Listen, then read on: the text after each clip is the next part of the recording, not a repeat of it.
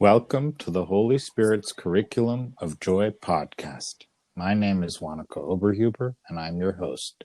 My guest today is Robyn Röhm. Hi. Hi, Wanako. Thanks for having me. Great to have you here. I'd like to start with a little recap of a conversation you had with Antoinette McInnes. And let's see, one of the main points you had was that everything is fine and all is okay no matter what had happened in your life. And you came to that conclusion by receiving a whole lot of signs that came in the form of elephants, not actual elephants, but pictures, symbols in various ways. And it came to mean that all is fine, all is okay, right? And I'd like to sing a little lullaby that I was received within me for my kids when they were babies to illustrate that. All is fine, all is okay. Dee da dee dee dee, dee da dee day. All is fine, all is okay. Dee da dee dee dee, dee da dee day. Okay. Wonderful. Lucky children. So, Yeah, I think if I just can dive straight in, really, your question's very clear. go ahead. In the beginning, I called it coincidences. I didn't have another word for them, really. And they'd always, my whole life, since a child, I'd always felt as though it was God's way of saying to me that everything was exactly as it should be, no matter what. And the thing that I really knew for certain was that when a coincidence happened, it had a particular feeling about it. And that's the thread that had really woven itself through all the signs that appeared throughout my life. You know, those little coincidences. And I think the word coincidence is something that everybody understands. I called them signs. For me, it was a signpost. They seemed to appear at exactly the right moment, always encouraging me to keep moving forward. And when any sign, any coincidence, a little thing that happened, it would remind me that I was, that I wasn't lost. That really the road that I was traveling on was still the track that I was meant to be on. I felt as though it was from God because I was brought up in a vaguely Christian fashion. I say vaguely in that I was Anglican by birth, and my parents followed the tradition of Anglicans in having all of us children christened.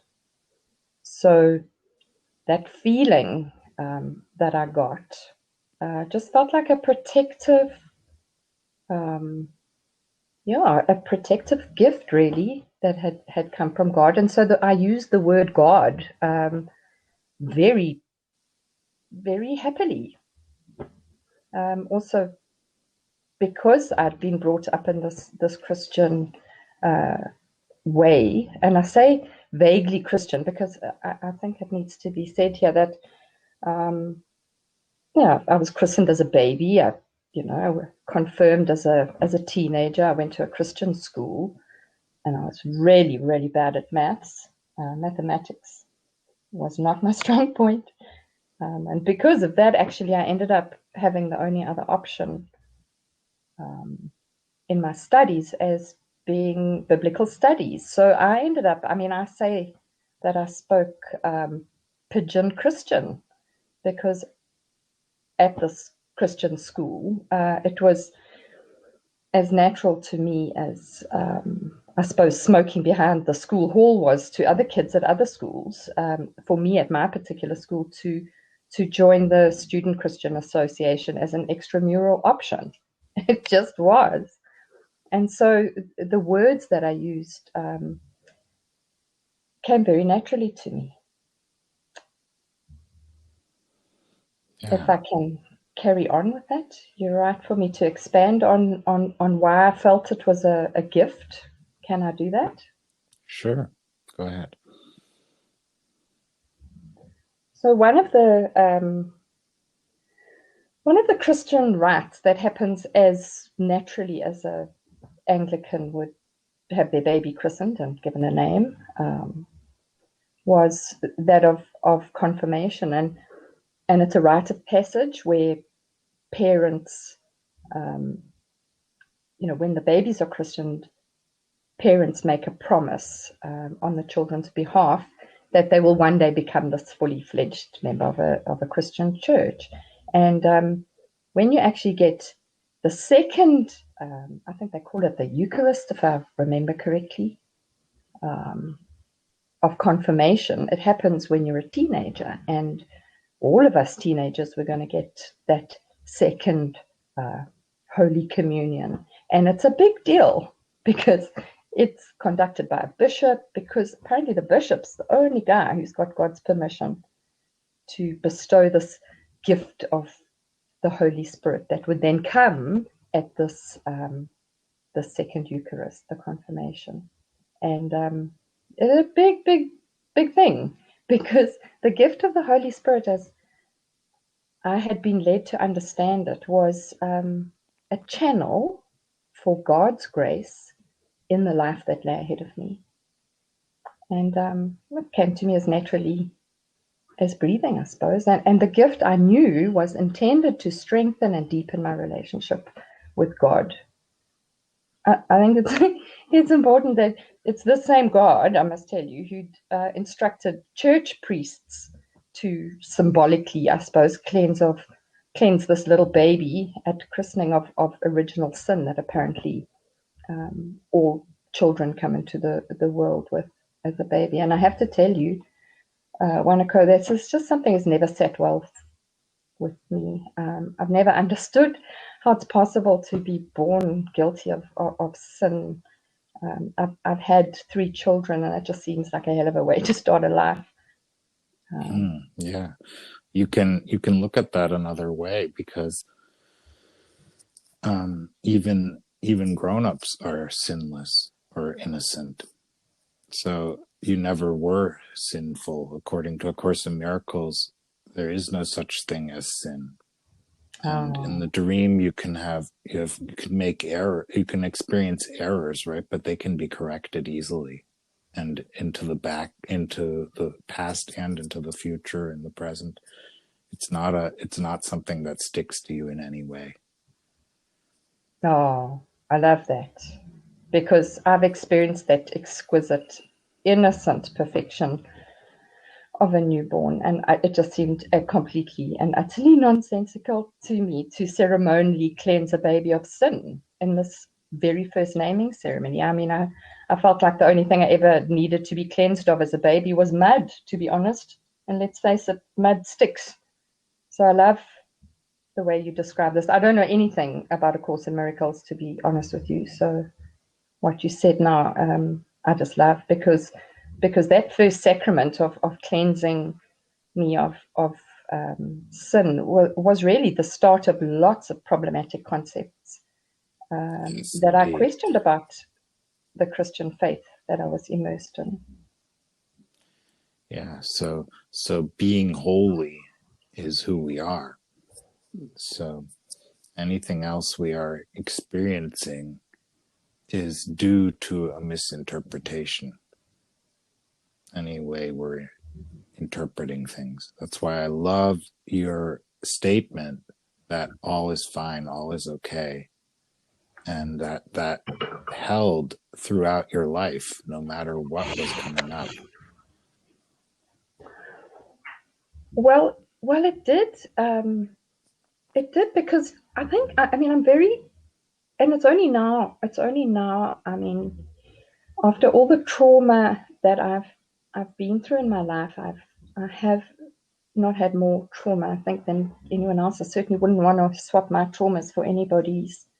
There's so many people I know that have gone through hell and back. But yes, my son was killed. He was run over.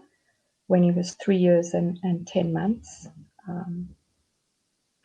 And I have myself run over somebody 2 years ago. My son has been dead now for 10 years. And 2 years ago, I myself ran over someone.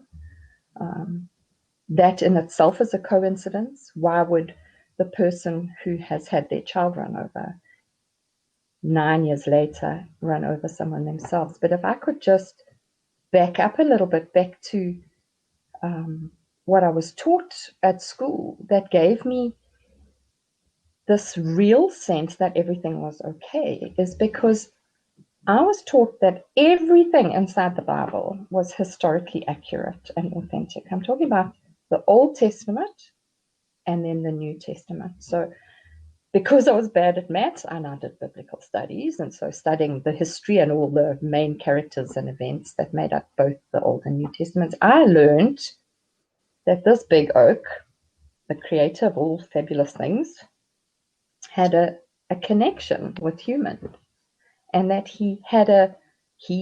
whatever, I've now learned to not really care what you call it, but I know that God had relationships with people, and that this record that I studied, and that is the sacred text, this collection of sacred texts, I learned was written by the big guy through people like you and me, and that it was inspired and guided and scriptured by God, spelt in big capital letters.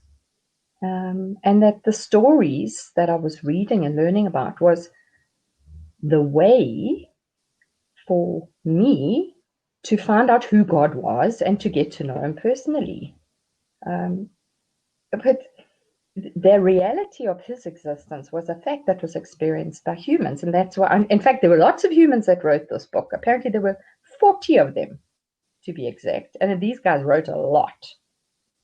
And they also wrote hell of a slowly, because it took, I think there's 66 stories in the Bible. And it took an astonishing 1,500 years or something to complete from start to finish. Now, these are things that I've looked up afterwards in the writing of a book that I'm hoping will get published, called What's Up with the Elephants, because it's these elephants that became the signs. And the sacred text that ultimately is mine is the story of what happened with the coincidences of elephants. But I think the important thing here was that faith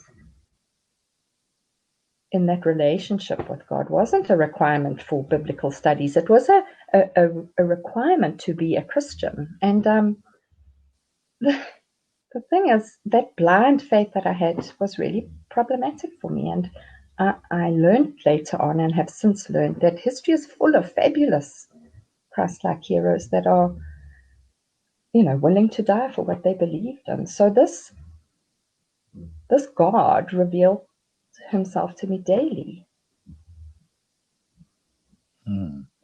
Yeah, let's go into the topic of dying for something,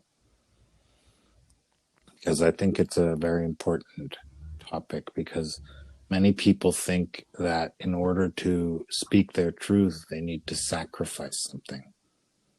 And that would be a sacrifice, to be in the situation that you would be killed for what you say. And according to A Course in Miracles, no sacrifices are asked of us. What do you think about that? Oh, I love that. I love that. As I say, and I need to reiterate it here, I know nothing about the Course in Miracles, but I suspected that there was a whole lot more to life than this ancient, and I do believe, divinely inspired story that was written by a bunch of incredibly slow writers. I have to be honest. I believe there was a lot more than they were letting on, because God revealed himself to me daily. I'm very passionate about the planet. I feel a very deep connection to nature. It's just how I am. I grew up like that. I didn't feel like I needed to jump through hoops to display this connection. I just had a connection with God, and I felt it through nature. I have never felt the need to write down something for people to believe that I have a relationship with God, and I wasn't, and I have to be honest, I'm still not out to convince anybody of this. My relationship was a real connection, and the reason I know it was real is because it's an experience that has to be felt, that actually has to be felt like in your belly button to be believed. And it's that feeling that got me to describe coincidences as being from God, because when I was christened, I was gifted the gift of the Holy Spirit, which is then given to me and was told it would lead me throughout my life. And while I moved away from the problematic areas of what I'd been brought up to believe God to be, I didn't get all hung up about coincidences, on all levels. Usually they just get forgotten. But my personal and very frequent experience was of another kind of coincidence that had an entirely different feel to them. And these elephants that came up, and I think just now we can talk about some of them that came up. They had a completely different feeling about them. They were accompanied by a feeling that set them entirely apart from something else. It would literally be, I would say to somebody, look, God's very patient with me. He's very persistent. He's tenacious. He knows exactly what I'm like, because these feely, touchy, in your belly button coincidences were ones that made me feel like I needed to wake up. They always happened more than once, and they happened in matters of huge importance.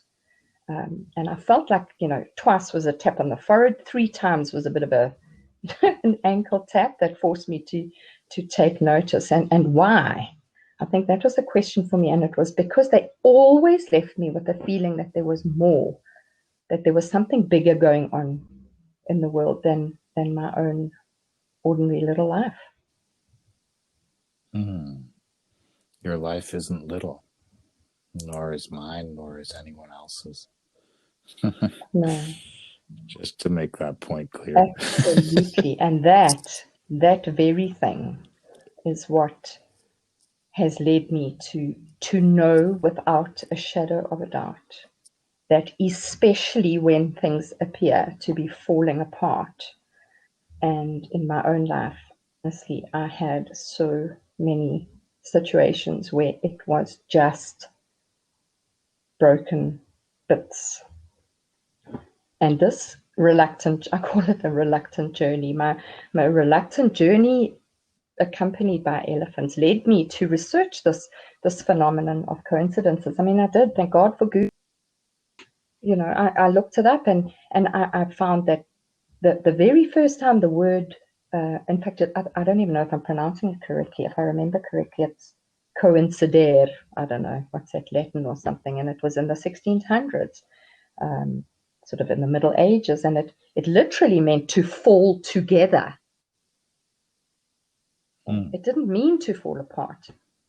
It meant coincidere, meant to fall together, and I think it took like another 40 years for that word to then evolve into a description that was an occurrence of events with no apparent connection. But I've discovered someone that I've just loved to bits. I wish I'd met him, is Carl Gustav Jung. He's a Swiss psychiatrist. He's a psychoanalyst. I suppose he's the father of modern analytical psychology, I suppose. He was hell of a interested in coincidences. I was so delighted that I wasn't the only one, because once they'd caught his attention in the 1900s, it was only then that the ancient and that unrevised definition of coincidences from the 1600s was expanded on, and I'd like to do that here, if I may. Sure. First, I'd like to interject something. I feel that it's not a coincidence, as you're saying. It's like everything gets meaning through our interpretation. and therefore they're no longer coincidences in the sense that they are unpredictable, but in the sense that things are really coming together.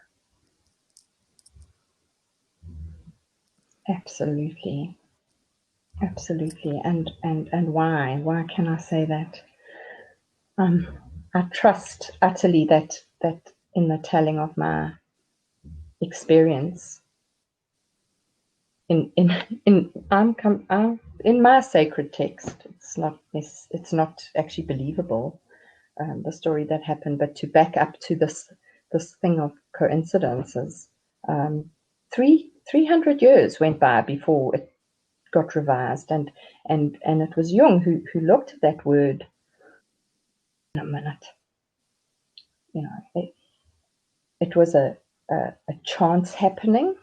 Okay, it happened in a surprising, sort of remarkable way, and it could be experienced by the person as a fact, of something just occurring without planning, and it was always just fleeting, and generally something that happened. We've all experienced it.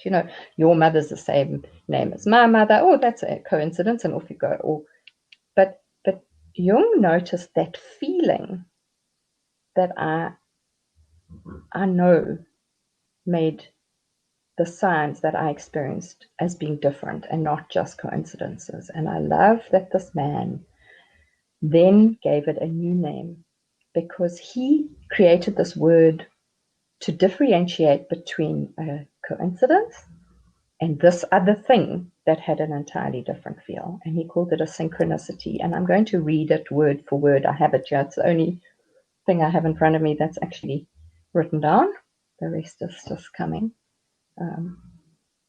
Because I think in the conversation with Antoinette, I actually explained it incorrectly. So I want to get it right here.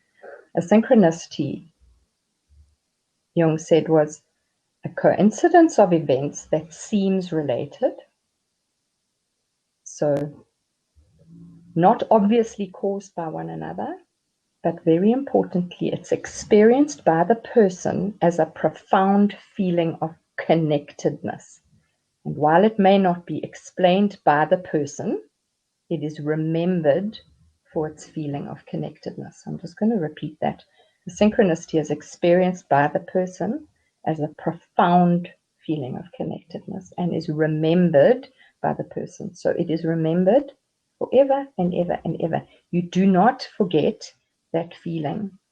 And it's that difference where a synchronicity implies the presence of a deeper intelligence at work. And that is what Jung said. He said, synchronicities imply the presence of a deeper intelligence at work. And for me, that is exactly what it was. So synchronicities made me feel like everything was exactly as it should be, especially when it didn't feel like it. I called them love letters from God. Yeah, that's a nice way to put it. Yeah. Another statement from A Course in Miracles is that God holds nothing against us. So if you speak of the last judgment, as you know it from the Bible, right, here you have all these things are being weighed, right? What did you do wrong? What did you do right? But here, actually, God dismisses the case against you because there is nothing you did wrong in the first place. Sure. Wow, that's amazing, because I didn't know then that I was absolutely right. I didn't know all those years back when my son was run over while on my watch. I took my eyes off him. I didn't know back then that the synchronicity of the elephant in this situation with him actually was a love letter from God, because it certainly didn't feel like it, because the little elephant had appeared 2 years before his death. And there were countless synchronicities that led up to the time of his death, but every time those synchronicities came up with the little elephant was during my husband was very ill. I popped this little elephant. My mother was sick. My mother then died. All those synchronicities of every kind of inconceivable elephant simply meant that everything was okay. And then when my son was killed, he was killed by a vehicle that had an elephant on the side of the door of the car, and it really didn't feel like it would ever be the same again.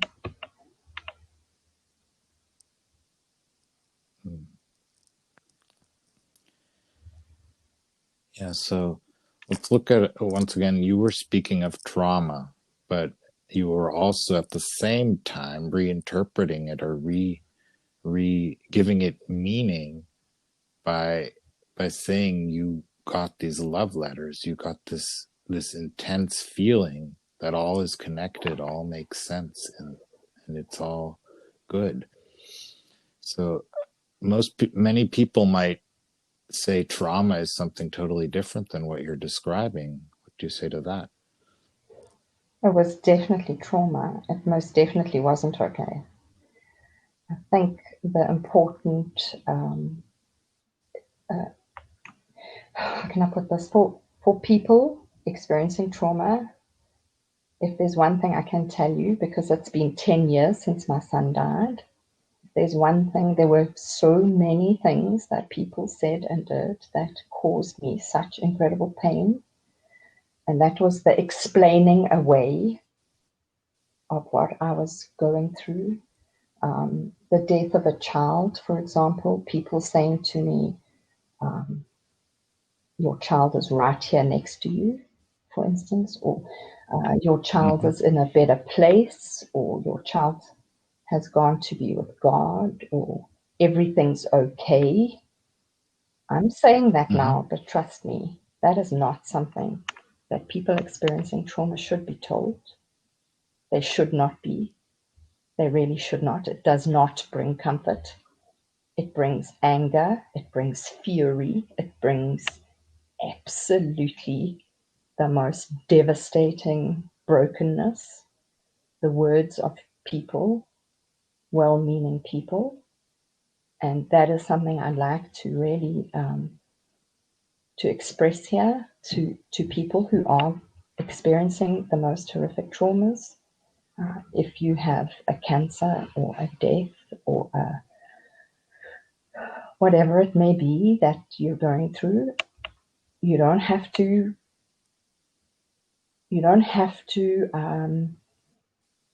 wash it away with okayness just because I'm telling you this or because somebody else is telling you this.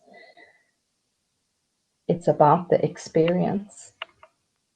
And so I did not feel like it was okay. It really was not okay. And I've taken 10 years to get to the place where I'm okay with my son's death and with the trauma that was experienced by me. And the only reason I am okay, the only reason I'm okay is because of the increasingly bizarre elephant synchronicities. They grew in numbers. They kept coming at me. They kept coming at me and did not give up ever. And you said it and picked it up from my interview with Antoinette that the only kind of elephant I never ever saw were imaginary ones or real ones. Because these elephants were not my chosen companions.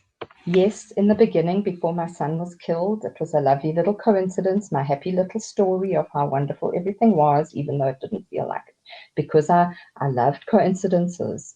It's only the research that came afterwards in the writing of my own story, in me putting down, because I could not believe what I was experiencing.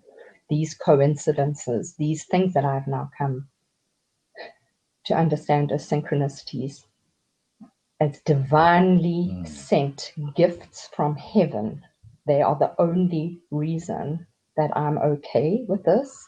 I did not choose them, they did choose me, and now I'm ready to speak about them because in the Bible there's a yeah, there's a prayer that says, may the peace of God, which passes all understanding, cover the hearts and minds in Jesus Christ. And I didn't Mm. get Jesus Christ. I was quite over him, to be honest with you. I was quite over him. I had moved away from that. I wasn't into what I'd learned at school. I believe it's a whole lot bigger, and I still do, because I didn't get that. But the peace of God, which transcended all understanding, covered my heart, my mind, my life, my day to day experience with elephants, to the point that I thought I'd gone insane. And that ultimately brought me peace, which just doesn't make sense, but it's been a long journey. Mm. Yeah, that's something I like about A Course in Miracles as well. It doesn't put away the drama of the world. It says the world is crazy. So you find heaven within you. And it also says another thing to the peace of God. It says nothing unreal exists. Um, no, nothing real can be threatened. Nothing unreal exists. Therein lies the peace of God. Yeah, that's just amazing, because that is just wonderful to hear that support, because when I suppose that prayer that comes from the Bible, it starts off by saying, do not be anxious about anything, but in every situation, I'm now remembering it. Oh, it's coming to me. But in every situation, by prayer and petition, with thanksgiving, present your requests to God, and the peace of God, which transcends all understanding, will guard your heart and mind. And it says in Jesus Christ, so because this is obviously a biblical scripture, but that peace of God, which transcends all understanding, was really. I don't want to make the Bible smaller. I need. I don't actually need anything. I have learned. My experience has taught me that God is so absolutely massively huge and so all-encompassing that its ability can transcend all understanding to encompass the whole, everything. There's not a single thing any human needs to be disagreeing on. We don't need to have all these wars and fight and argue and disagree about whose God is better and bigger and finer, because my understanding that has come through the pain of having to make sense of what I realized in my research and going back to the time of learning about biblical studies, is that that one scripture, that thing that transcended all understanding, because my elephants transcended all understanding, and it wasn't understandable, it wasn't believable. And so, the Holy Bible that I was growing up with, it was written by 12 devotees or apostles of a man who was a charismatic and religious leader. He is the central figure of Christianity, and it was Jesus's mates that believed he was the incarnation of God. They are the people that wrote this text to show that this is how you could have a relationship with God.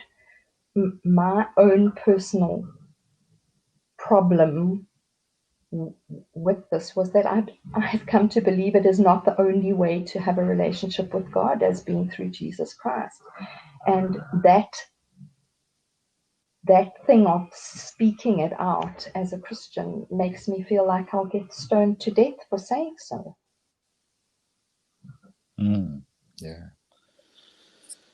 Well, I personally feel that Yeshua is with me now as well when we're talking. Yeshua as Jesus, right? Absolutely. And so I also came to know, yeah, this being that we call Yeshua, right? As someone very different than what I had the impressions in Christian circles. at the time when I was in them. And yeah, and nonetheless, it shows you the validity of the Bible in a different way than what you were thinking before about it. So yeah, and in A Course in Miracles, he's speaking about these things. At least I see it as Yeshua, right? Not everyone does who reads A Course in Miracles. So is yes, yes. Oh, how do you pronounce that? Yeshua. How do you spell Yeshua. that? I write it with Jeshua, and there's other Is this spellings as well. Jesus? But it's, yes, Okay. Well, he was a it's Jesus. Jesus. I mean, I love the guy. He's a homeboy from Nazareth. You know, in Nazareth, I think. Yeah, in Galilee. He was a Jewish preacher. He was a charismatic leader. I mean, he was really. He was quite a rebel. I like rebels. And it was his disciples who wrote the New Testament, and they went to great lengths to convince people that they were right. And I Yes, appreciate that, but I do have a problem with the way uh, they experienced that and explained that it was the only way to have a relationship with God through exactly. Jesus Christ. And that's why, in fact, as I'm saying Well, this, they made him there's special. They made him and he is special. special. And in A Course in Miracles, he says he's not special. We're all Well, equal. you see, my relationship with God, I've experienced a relationship with God through Jesus Christ. I have. When I was at school, I know that the blessing of the Holy Spirit is real. I have felt it, and it's the feeling that determines the synchronicity as being implying of a deeper intelligence at work. It's that feeling, and I have felt it. I have felt it in the praise and worship of the Christian middle school that I grew up in. And I, Yeah, I just, how can I put it? The Old Testament, the Hebrew Bible, I appreciate that the New Testament, those devotees, I mean, they were fabulous men because their experience of Jesus and seeing him as the incarnation of God was real. It was real. There is not a single part of that that I don't trust utterly, because what they did is they went back to the Old Testament, which at the time, what are we talking, 2,000 something years ago, way before that, because it's the New Testament, that's 2,000. I mean, so the Old Hebrew Bible's old, whatever that is, someone can tell us. But in that text, the people, those 66 guys, were very clear that when there was a dispute of opinion, whether something was right or wrong, human testimony is very easily fallible. So that God demanded, and he demanded, he does that a lot in the Old Testament, he's the boss, so he's really bossy. He commanded, apparently, that in order to establish truth, in capital letters, Truth, truth, in very critical matters, it says that it can be settled. Truth can be settled on the word of 2 or 3 witnesses. And God said in this Old Testament that a faithful witness will not lie. And the disciples, Jesus' buddies, these 12 oaks, these lovely, precious people, they agreed about loads of stuff pertaining to their friend Jesus. You know, I suppose they were the speedy writers of the New Testament, because it only, it took 50 years or so to be written. And every single one of those authors said they only wrote the truth of what they witnessed. And every word of what they wrote became the New Testament. And it was inspired and carried to man by the Holy Spirit. So it goes without saying for me that to be a Christian, one must have faith that all 12 of Jesus's mates were credible witnesses. Now, I don't have a problem with that. But I do have a problem. In fact, even saying it makes me feel nervous. But in short, it means that Christians are all right and all other belief systems are wrong. And I have to have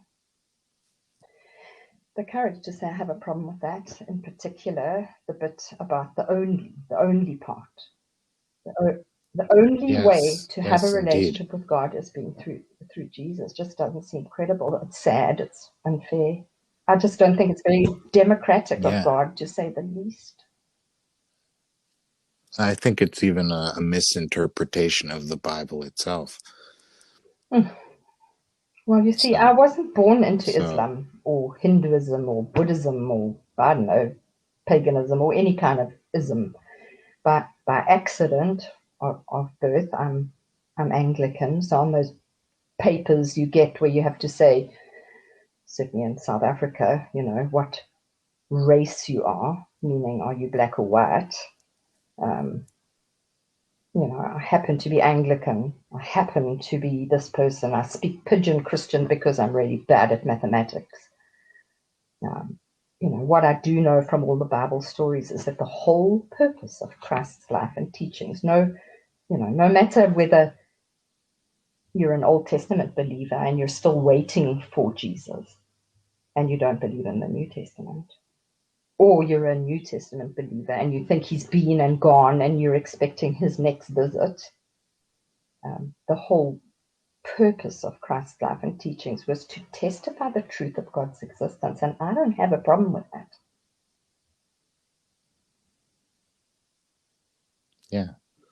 And he's not testifying it for himself. He's recognizing it in every one of us. And that's the most important message you can get. Yes, we are all the children of the Creator, right? Oh, God. And whatever we may call the Creator, God, the Father, the Mother, whatever, right? There's many, many different traditions in what it may be called, right? We are, and according to A Course in Miracles, we are the extension of the Creator. So we are actually the same, made of the same. We are also love. We are also perfect. We are also holy and whole. And it is not and this world we are living in is not really there. It's a projection of sin, of feeling separate from our Creator. So remembering who we are is actually forgiving the world we see. I'm going to have to get me one of these Courses in Miracles. because in what I've come to call my story, the story of what happened and the synchronicities of elephants, the story, what's up with the elephants, in this sacred text. It's my sacred text. It's written by me, and I didn't get Jesus. I got elephants, and I didn't know why. I just did. I've asked myself and a million times, why elephants? Why? And I suppose in reading anything, is my story true? Well, going back to my understanding of why I can trust the New Testament, or why I should, is because God commanded that the witnesses needs to be, the truth can be settled by two or more witnesses. Every single elephant synchronicity that found me was witnessed by more than two people. I have photographs, evidence. I mean, I've had to go to court of law. I've got pictures. I've got physical elephants. There was never an imaginary elephant. And can a relationship with God be found in the synchronicities of elephants? Can a relationship with God be found in any kind of synchronicity? Well, I don't think it's got anything to do with elephants, to be honest. I don't think it had anything to do with Jesus. I think it had to do with the feeling and the expansiveness and the enormity of God's ability to have a relationship with us. And that experience, in my experience, is through the feeling you get when it's holy. Yes. Yeah. It reminds you of who you are. And that it doesn't matter what reminds you of who you are. The main thing is the message, not the form. And for you, it took on the form of elephants. It did, yes. Yeah. It's so wonderful to remember who you are, and every way that happens is just wonderful. Yeah, so that first elephant, the very first elephant that appeared in my life, and for those who didn't hear Antoinette's interview of me, I don't have to go into the whole thing, but I would suggest people go to Light Within and listen to that first story. But it was me heading to hospital to see my husband with my son. Devastating time. He had his colon had burst. He wasn't potentially going to make it. There was a lot of trauma just in that, having two kids. My son spoke about elephants, the 84-kilometer, the 1-hour journey it takes to get to the hospital. And he spoke about them and said to me, can I talk about them until I'm finished? And I just was willing, because it kept my mind off where I was heading.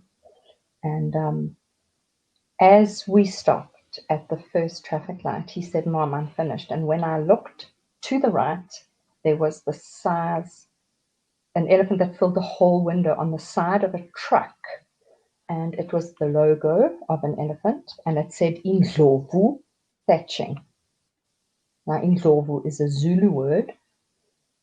The Zulu people are African people in South Africa. It's one of the 11 official languages of Southern Africa.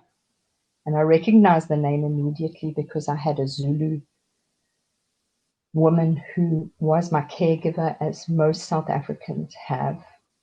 White privileged South Africans had nannies, kind, beautiful woman who loved and supported my parents in bringing me up. And at that moment when I saw Indlovu and this big elephant, it felt to me like something really important had happened. I remember my arm hairs bristling and that I was completely alert. And when I wrote it down at the time, I think I wrote something. The gist of it was that you and your son, meaning Heath, my eldest son who was in the car at the time, are meant to be here right now, exactly where you are at this very moment on your way to hospital. There are no obstacles in your path. There's only an opportunity. It just felt absolutely right. And then the traffic light turned green and off we went. It just opened a passage in front of me as if there was just only possibility. That was the first elephant. Yeah, I like to pick up on that. You're always at the right place at the right time with the right people in the right circumstances, right? Well, I know that now, but I didn't know that then. And it's been very, very hard because, yes, it was that. And that first elephant, just to expand on it, my son immediately, as we went and I explained to him, oh, my love, this is so beautiful. This is God speaking to us. Daddy's going to be all right. He started seeing elephants everywhere, on every car. And I was determined that he was wrong and he was just got it completely incorrect. But they were everywhere. It turns out that the province in which I live, which is called the Eastern Cape Wild Coast of South Africa, the logo of the number plates on every single vehicle in the province in which I live has got elephants on it. So every single car we saw had an elephant on it, on the front and the back. Even because I love Yomi. Wow, what a placative reminder, huh? I mean, I feel I have had a paint by numbers life. Literally. Number one means painted green, number two means painted blue. And I just have kept going, and it's in this 12-year journey. The 2 years before, which is this experience I'm talking about, these first elephants. Then 2 years later, my son being killed by a vehicle that had an elephant on the side of the door. Not on the roof, not on the wheel, on the side of the door. And had we all been present, which we weren't, I was alone at the time when it was killed, we would have seen that elephant and we would have all gone in chorus. What does it mean? Both my son, myself, and my husband, the witnesses to truth, would have said in chorus, everything is exactly as it should be. And the thing is, it wasn't, because I saw that vehicle with my son with that logo, and then the next thing I saw was my son lying dead in the middle of the road. And nothing was ever going to be okay. Wanako, I cannot express deeply enough the agony of the betrayal of everything that I had come to know as truth. So I don't want to ever diminish the reality of the pain that someone experiences when something is not okay. Not okay is not okay. Your son dying is not okay. Your mother being beaten and broken and having a cattle prodder used on her and being shot in the head 3 times with her own pistol, and each time that pistol misfired, God knows why, is not okay. My mom went on to live after her attack. My father, who was also attacked and stabbed in the back in another entirely different set of circumstances, years later, in a different place, on a different farm, is not okay. Someone being hurt is not okay. So for anybody listening to this now that is experiencing a very deep level of trauma, I really do know that it's not okay. I am simply sharing that my experience with these bloody elephants, I don't know if I can say that on this, but honestly, at that moment when my son was killed by a car with an elephant on the side of the door, was a betrayal and not just a death. It wiped out every single thing I'd ever believed to be real and true, because I had now imagined everything. Everything that came in the 2 years in the form of the elephant was just nonsense. And the thing is, and this is why my story continued for 10 years, is that they kept on coming until I literally had that. It wasn't a tap on the forehead to take notice.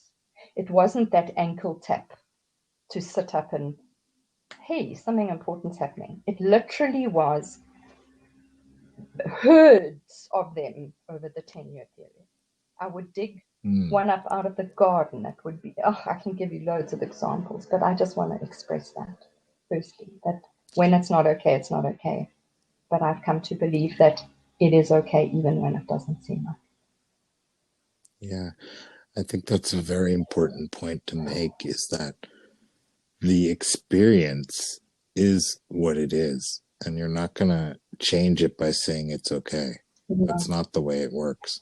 The transformation doesn't happen by saying it's okay, even if that's the message you're getting from within all the time, or or in the form of elephants like you did, right? Doesn't mean that you felt like that all the time, right? You felt that when you were getting these messages, you felt these jolts of it's okay, right? Yeah. And but you didn't have that as a constant experience. And so no thing that you experience that is unjust or looks unjust or wrong or is war or whatever, outright fighting, right? That's not something you're going to look away from and say all is okay, right? It's more about an inner experience that it develops in which you can respond very differently from that as it goes. But it's every time it's a total surprise, because when you're so that, right, it actually okay. Yet these jolts of it's okay when they come through are like, what is this message, right? How can that be right? Yes, yeah, exactly that, and that is why this. I'm not calling it my story anymore. I'm calling it the story of what's up with the elephants. Is so pertinent right now, is because since COVID, with COVID, the experience of lockdown, this is a universal thing all of us are experiencing, and there's nothing okay about it. And the thing is, because of the 10-year experience of these elephants, I've had to go back to the beginning. And the beginning was that original elephant. And at the time, it was everything is going to be all right. That's what it meant. I mean, we clapped our hands together. We embraced one another. I remember my son's. I think he was. How old was he? He was probably about 4 at the time. His face lit up in this mischievous grin, and we'd burst into laughter. That feeling was just incredible. And he said to me, "Mommy, we just have to believe. That's that blind faith. You know, um, if I think back to my son's laugh in that defining moment of that first elephant, it was. I remember it was like a long forgotten memory, something very, it was very, very deep from my childhood. And in the retelling of my own journey, um, it demanded certainly for me to acknowledge that there was something incredibly divine and real about that first moment. And in the retelling, I went and Googled the laughter of my child.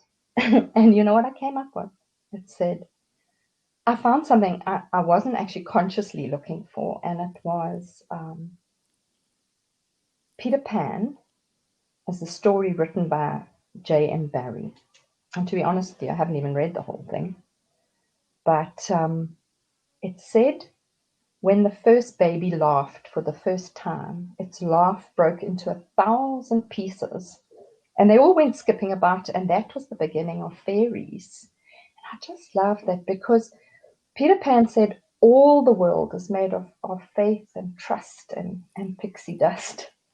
So glad I'm remembering this, because I just think the world needs, we need more fairies. We need more trust and faith. And at that moment, my son understood exactly what was happening in that synchronistic moment. And that is what we all need to wake up to, because it was me waking up to it that has brought me peace and healing. And what you said then about things not being okay, and what I was supporting and saying it wasn't okay at the time, it's the experience of it that has taken time and has been a very humbling experience. And I am very grateful to the number of elephants that kept coming, so that I never lost faith, because I did lose faith. Yes, absolutely.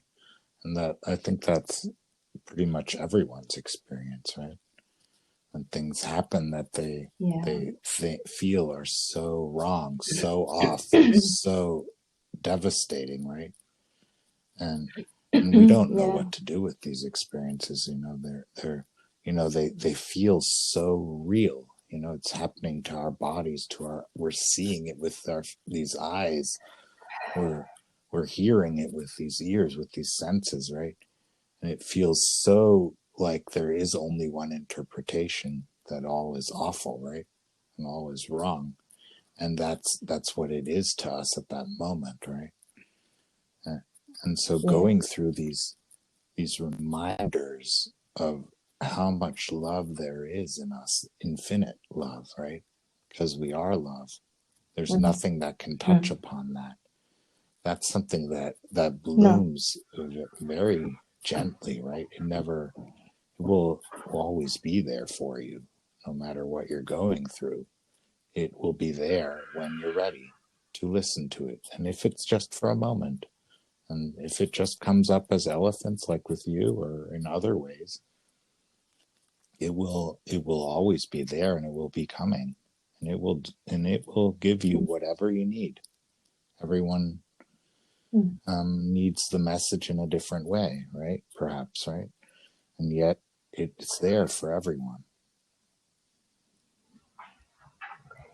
Yeah, you see, going back to that thing of the synchronicity, the definition that had to evolve over 400 years or whatever it is, that it was the like a portal into a dimension that exists parallel to our own, that is filled with the presence of divine. For me, if I put it in a sentence, the Holy Spirit that I was given as the gift at my confirmation was to stay with me. The promise was that the Holy Spirit would stay with me throughout my life. Okay. In looking back now, because I'm 55 and I had that confirmation when I was 13, just went along with it. That spirit has stayed with me, and it's true and real, and I no longer care what you want to call it. Because the sense of relief that my son and I felt at that moment with those elephants, because then there were these elephants all over the motor cars. And then we went into the hospital to tell Daddy that everything was going to be okay. And there was a TV program with the last few minutes of an elephant who was now friends with some man, and they were wandering off. And the movie was called Larger Than Life. It is larger than life. We hadn't imagined anything. There was an undeniable rhythm and a pattern to life. There was meaning in the smallest of things. Life was beautiful. It was a complicated, stunning, incredible gift. There was turmoil. I mean, my husband was lying in hospital. He wasn't okay, but there was some kind of an order to this. It felt like something larger than life had our backs. It really did. So when my son was killed by this car that had an elephant on it, it wasn't. And that's the betrayal of all things. And that is what I understand when people have gone through or are going through something, the compassion that is required to not say the platitudes that one is inevitably wanting to say. If someone can just sit with somebody's pain and pray, do anything, but don't tell them what they're going through is going to be okay, because it's not going to be okay. But to know, and I now know, that the experience of my life has led me to a place where that first thing I believed about it, about there being this rhythm and pattern to life, and that life really was this incredible gift, is true. I'd like to give you, because I don't know how much time we have left, but I'd like to bring it full circle to the very last elephant, if I may. Sure.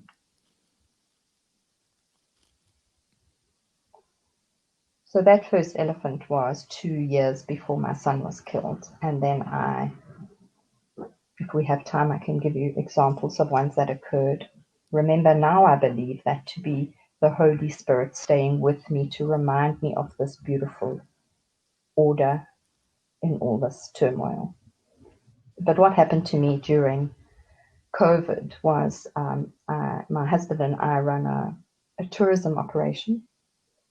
We have an accommodation, a restaurant, a bar, And all of that stopped, as it did for everybody in the world. So income came to zero, absolute zero.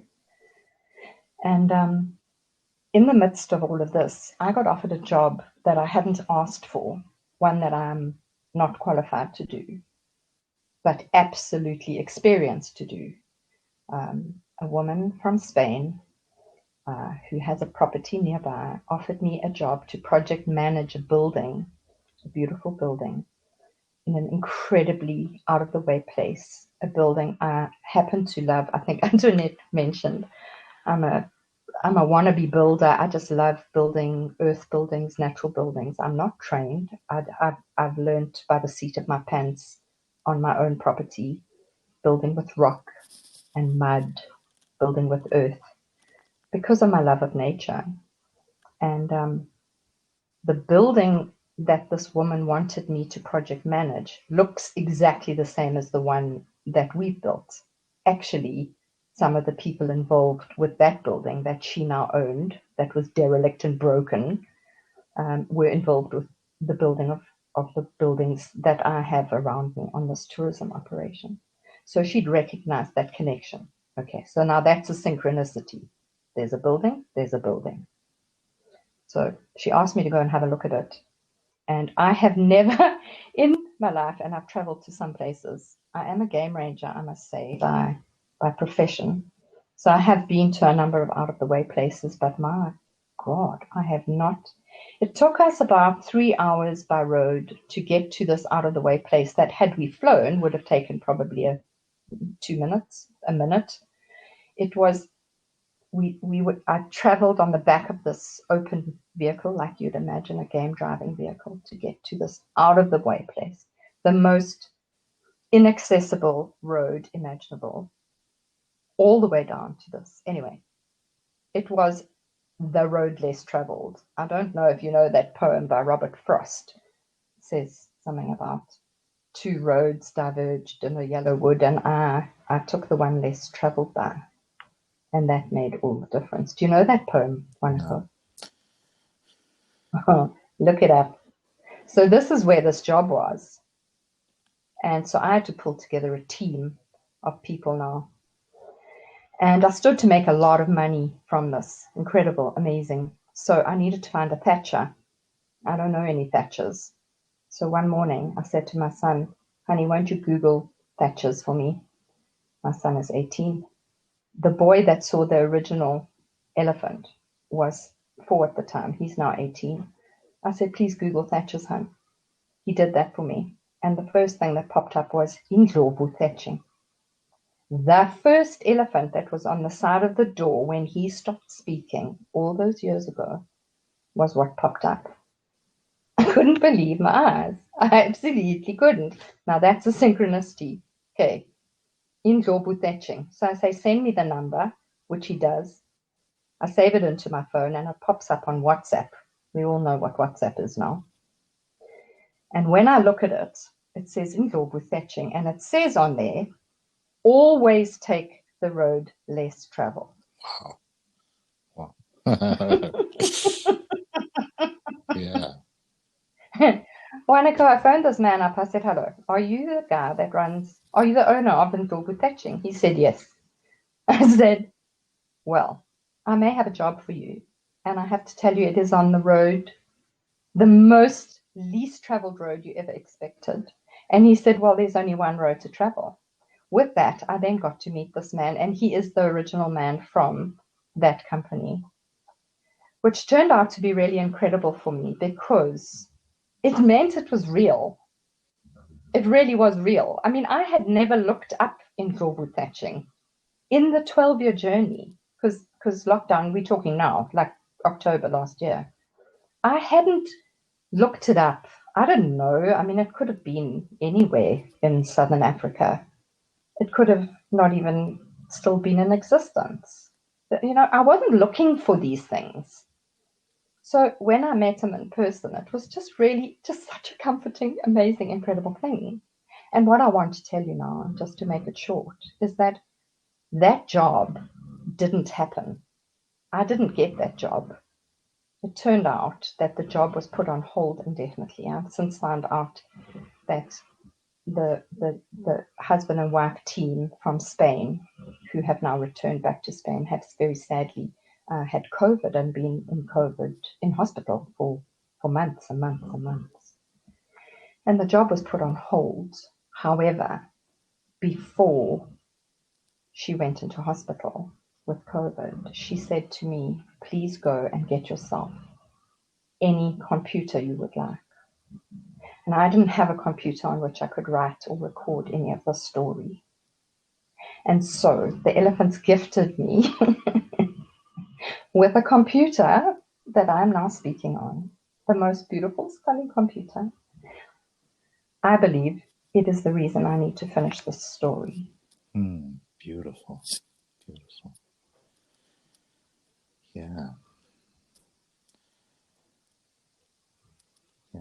I think it's really, really good that you were sharing about that when you want to sit with someone who has gone through something, it's so important to be able to sit with it. Because, yes, and that's also important for the person going through it. Because so many people have been taught to be afraid of these strong emotions, these aggressive thoughts or thoughts that lead to feeling like you can't do anything about it. There's no way out, right? To feel uncomfortable with that, but to learn to feel comfortable with all of it, right? That's where you get this ability to accept the message you got. All is okay. All is fine. You don't have to change anything. We're not here to change each other. We're here and we are witnesses to the truth, as you said it. That's what we're here for. Yeah, that's exactly it. And I can be a witness to the truth with anyone, no matter what they're going through. And I don't have to use all those fancy words like, yeah, you will see in a few years it will be fine and blah blah blah, right?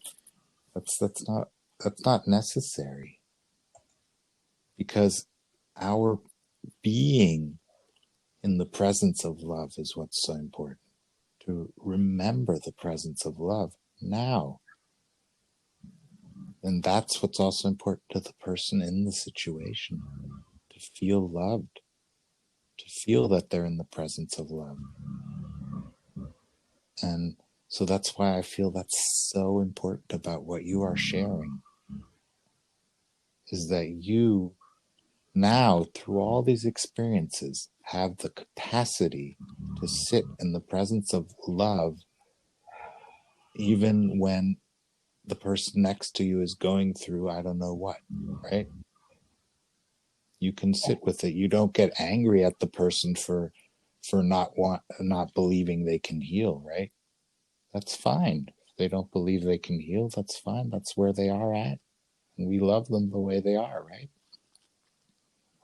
I can say right to that, because my level of compassion for other people has grown exponentially from my own experience. It really has. My capacity for understanding someone else's levels of pain have been enormous. I can't pretend that sitting with my own pain has been that easy. I can't pretend that I'm okay with the trauma that I've gone through. I know it's okay, but I am a work in progress, and I'm grumpy, I'm bad-tempered, I'm cross with people, all those human experiences. What I am doing right now and speaking out for the first time is acknowledging my humanness, acknowledging my own inability to be perfect and fabulous all the time, or even half of the time, And if I look back at the programming of my own life, some of it has led me to the most beautiful realizations, and some of them have led me to the unraveling of trauma in myself. I think one of the first things I remember about myself is being told not to wear my heart on my sleeve. Robyn, don't say that. Don't wear your heart on your sleeve. Cover it up, honey. It's going to cause you pain. Don't tell people what you think. And if that is one of my earliest memories, it must be who I am. And if who I am must be hidden and covered, that pain is what I'm now uncovering. Not a coincidence that I should have written one book, which happens to be a diary, a selection of a collection of diaries that I kept while living alone on an island for 3 years. I've literally kept diaries. Talk about writing your heart on your sleeve. Those have been published. They're open for anyone to read. And then I had a very, very public grieving period. My husband, I mean, you can't get more public and having your colon burst out onto the outside of your body in a public place where I'm in a tourism operation. So that is wearing your heart on your sleeve. It was my husband. I couldn't hide this.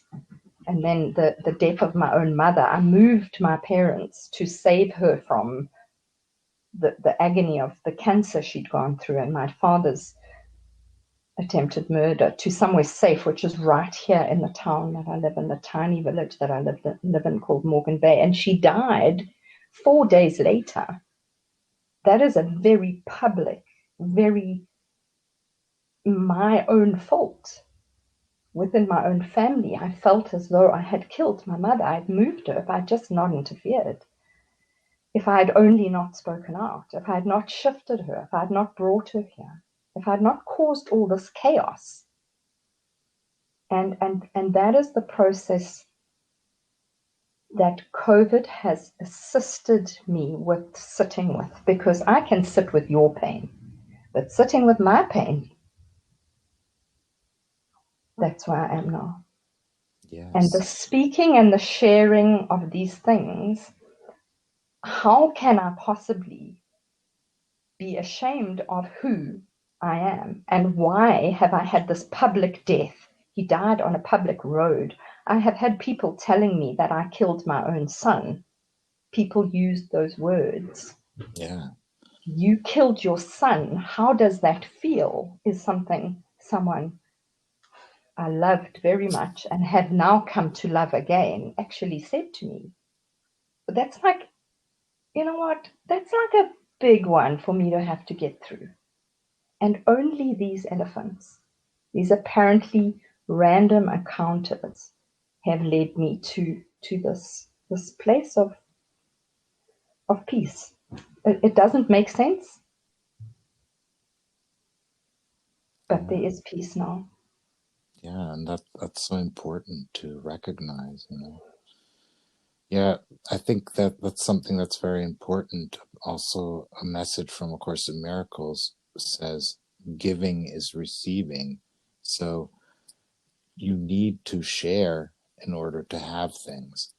You need to give them, extend them. So extending love is the only way to experience love. So yeah, I you love don't that. hiding yourself, hiding something, thinking you can hide anything is a complete misperception. Yes. So yeah, all of us who are experiencing things, yes, we are cranky, we are mean, we can be vindictive, we can be awful to each other, right? And Yeah. yet we know from somewhere deep in us that it's not who we are. We are Yes. that love. We are love. That's who we are. And that's why it's such a journey of forgiving. letting go of that self-judgment, that judgment of others, of everything, right? Yeah. Because it's a misinterpretation. I must tell you, Wanako, this is coming, the learning of the love and the accepting can come in so many fabulous forms. And my son, I did mention in Antoinette's interview that my son, 6 days before he was killed, told me that there was another baby. His exact words, "Mommy, there was another baby coming for you, but I chose you and Daddy for myself instead." Now, Mm. it's just what he said, and I told a lot of people that, and I've said that in what I shared with Antoinette. The child that came afterwards came via a vasectomy reversal. I was pregnant within 3 weeks, and there I have this new child who is now 9 years old. She said to me the other day, Mommy, they are the fruits of the spirit. So I said, really? What are those? She says to me, Mom, the fruits of, and I called them the sprouts of the ferret. I was being funny. She didn't think it was funny at all. Kindness, gentleness, love, patience, self-control. So I said to her, oh my goodness, Lovey, do I not have any patience in the traffic? And she said, you do. You just don't have any self-control. So yes, work in progress. Yeah, another word from A Course in Miracles: infinite patience leads to instant results. I'd like to end on something. Well, you will end, but I just wanted to say something in the journey of understanding and learning about synchronicities. There's something else that I've done a bit of research into, and I really can't pretend to understand the mathematics or any of the calculations about it, but I had so much chaos in my life, so much chaos, that I ended up Googling, again, thank God for Google, on some levels. I Googled chaos theory. And the reason I ended up Googling the chaos theory is because of the synchronicity of a thing. The book I was writing, that I've since had published, my diary, when I lived on this island called Bird Island. The island was known by the Portuguese explorers as Ilha de Chaos. I'm also probably not pronouncing it correctly. And I spent 3 years living on this place that I thought Ilha de Chaos meant chaos. And in the writing of my book, the day my mother was attacked, and not my mother, my father actually was attacked and sent to hospital. Um, I had just completed the section writing about chaos, and I discovered that Ilha de Chaos didn't mean chaos, it meant flat islands. So that synchronicity led me later in the writing down of my story, of my sacred text. I Googled the chaos theory, and it's amazing because apparently, if I think of all the random elephant encounters that accompanied all the chaos, all these uninvited companions, okay, led me to believe there was something more to chaos than meets the eye. And it turns out that right in the very, very center of chaos, this chaos theory, is the idea that order and chaos are not diametrically opposed, that chaotic systems are actually an intimate, like really intimate mixture of the two. And I unwillingly found this out. Chaos is actually perfectly ordered. And there were a whole bunch of mathematicians and really brainy people that have created this incredible mathematical, they're academics. They've studied these chaotic systems, and Yes, there's nothing disordered about it. actually, chaos theory is able to come up with shapes and forms like leaves or Oh, like plants and so on, because it just chooses any principle, right? Any principle, and lets it play out. And then you see things like plants or leaves or flowers. That's what it oh, looks like when you let these principles play out. It looks like things that you find in nature. Wanako, that apparently random pattern of order, these brainy guys have called it a strange attractor. and that strange attractor, that mathematically chaotic system, they call it a strange attractor. That is what makes this chaotic system have this incredibly patterned, whimsical, beautiful design to it. It looks like this, as you say, the patterns are so exquisite that they can only be found in nature. And if I can tell you that where I am now in the journey with these elephants is that they speak on a frequency. They have spoken on a frequency that if we humans could see the world that we live on through the eyes of elephants, through the vibration of elephants, through the vibration of nature itself, the nature of nature is God.